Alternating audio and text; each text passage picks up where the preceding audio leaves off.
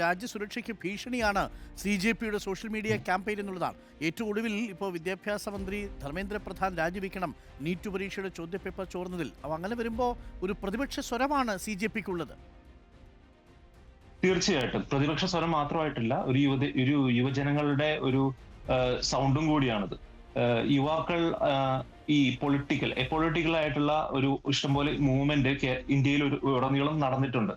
അപ്പോ പൊളിറ്റിക്സ് ഇല്ല എന്ന് പറയുന്ന ജെൻസിക്ക് പൊളിറ്റിക്സ് ഉണ്ടെന്നും ആ പോളിസീസ് ഉണ്ടാക്കേണ്ട ആളുകൾ അതിന്റെ റെസ്പോൺസിബിലിറ്റീസ് എടുത്തുകൊണ്ട് രാജ്യത്തെ മുമ്പോട്ട് നയിക്കണം എന്നുള്ളത് മാത്രമാണ് പറയുന്നത്.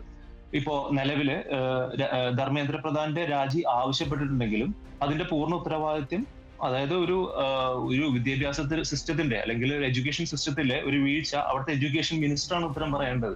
അപ്പോ എഡ്യൂക്കേഷൻ മിനിസ്റ്റർ അതിന്റെ ഉത്തരവാദിത്തത്തോട് റിസൈൻ ചെയ്യണമെങ്കിൽ അതാണ് അതിന്റെ നീതി. ഫ്രെഡി, നമ്മളിപ്പോൾ നേപ്പാളിൽ കണ്ടിട്ടുണ്ട് ജൻസി പ്രക്ഷോഭം, അതേപോലെ ശ്രീലങ്കയിൽ സർക്കാരിന് വിരുദ്ധമായ വലിയ രീതിയിലുള്ള ഒരു ആൾക്കൂട്ട പ്രതിഷേധം കണ്ടു. സാധാരണ പറയാറുണ്ട് ജനങ്ങൾക്ക് ദേഷ്യം വന്നാൽ പ്രളയമാണ് ഉണ്ടാവുക. അപ്പോൾ ഈ BJP സർക്കാരിനെതിരെ അഥവാ കേന്ദ്ര സർക്കാരിന്റെ നയങ്ങൾക്കെതിരെയുള്ള ഈ സോഷ്യൽ മീഡിയ ക്യാമ്പയിൻ ഒരു ഫ്ലഡായിട്ട് മാറുമോ? ഈ അടുത്തത് ഇൻസ്റ്റാഗ്രാം പൂട്ടാനാണ് കേന്ദ്ര സർക്കാരിന്റെ നീക്കം. കഴിഞ്ഞ ഒരു വർഷമായിട്ട് കോണ്ടന്റ് ചെയ്യുന്ന, സോഷ്യൽ മീഡിയ സ്പേസിൽ കോണ്ടന്റ് ചെയ്യുന്ന കുറെ കോണ്ടന്റ് ക്രിയേറ്റേഴ്സ് ഇതിൽ സപ്പോർട്ട് ചെയ്ത് വന്നിട്ടുണ്ട്, നമ്മുടെ കേരളത്തിൽ നിന്ന് പോലും മലയാളികളായിട്ടുള്ളവർ.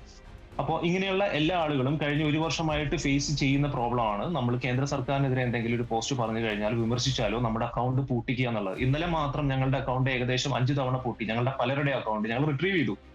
പക്ഷേ എന്തെങ്കിലും ഒരു ഗവൺമെന്റിനെതിരെ അല്ലെങ്കിൽ ഗവൺമെന്റിന്റെ സിസ്റ്റത്തിനെതിരെ അല്ലെങ്കിൽ എക്സിസ്റ്റിംഗ് ആയിട്ട് നടക്കുന്ന പല കാര്യങ്ങൾക്കെതിരെ സംസാരിച്ചു കഴിഞ്ഞാൽ പൂട്ടുക എന്നുള്ളത് ഒരു ജനാധിപത്യ രാജ്യത്ത് നടക്കേണ്ട ഒരു അവസ്ഥയാണ് ഉണ്ടോ എനിക്കറിയില്ല.